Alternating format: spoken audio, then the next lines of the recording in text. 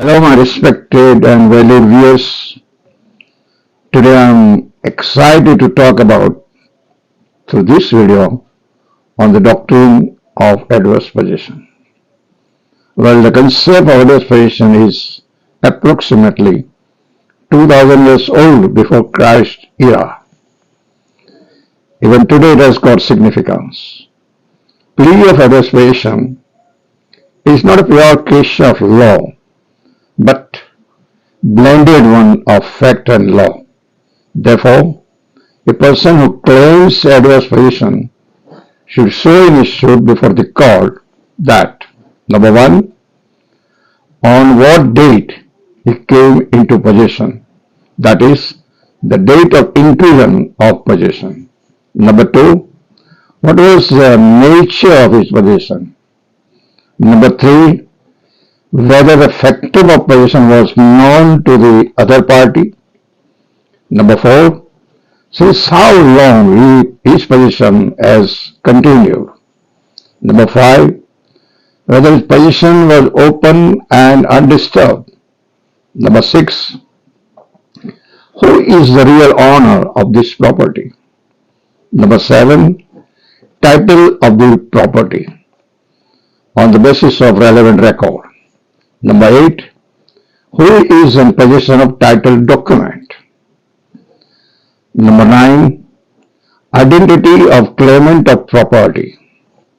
Number 10, how he came in possession, by gift or purchase or by any other source. 11, whether he has paid consideration or not. Number 12, which persons are living with him, the reasons and details. 13, conduct, be informed the court. Number 14, basis of possession. This is very important. The question is to be asking why he should not be dispossessed from this property. And 15, he has to accept the ownership or true owner. Then only hostile possession against the true owner can be claimed for adverse possession. Now, from this the question arises whether the plaintiff has perfected his title by adverse possession. The law with regard to perfecting title by adverse possession has to prove that his possession is adequate in continuity, in publicity, and in extent.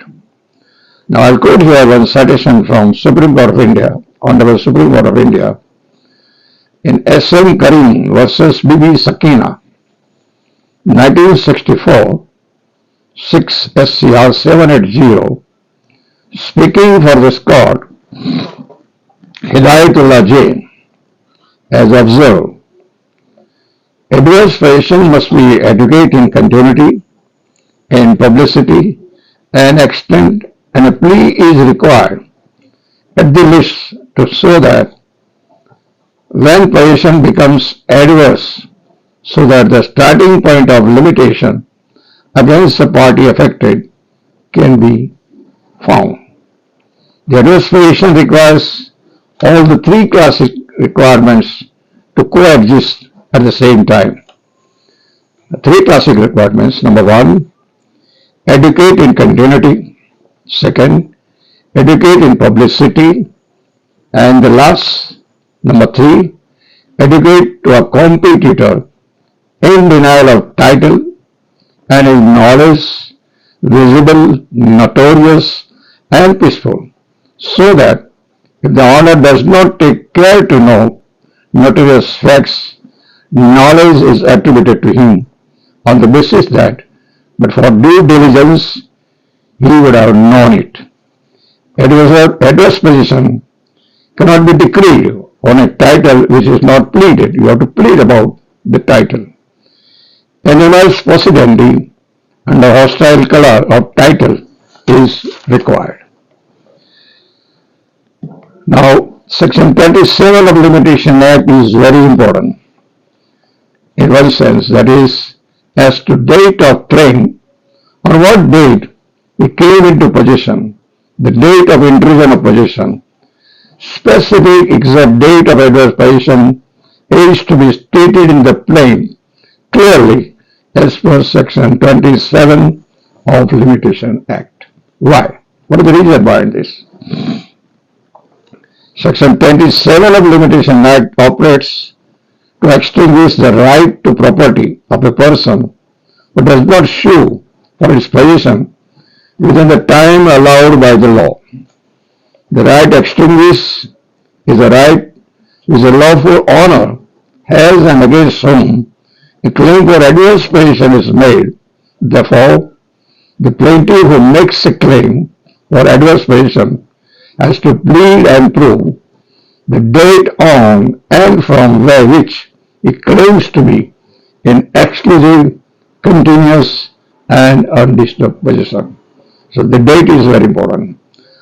And another important point is, once 12 years period of adverse possession is over, if an owner's right to exact him is lost, and the possessory owner acquires right, title and interest possessed by the outgoing owner, as the case may be, against whom he has prescribed.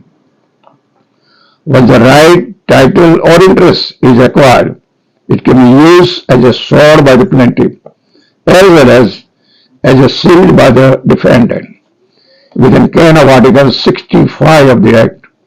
And any person who has perfected title by way of adverse possession can file a suit for restoration of possession in case of dispossession.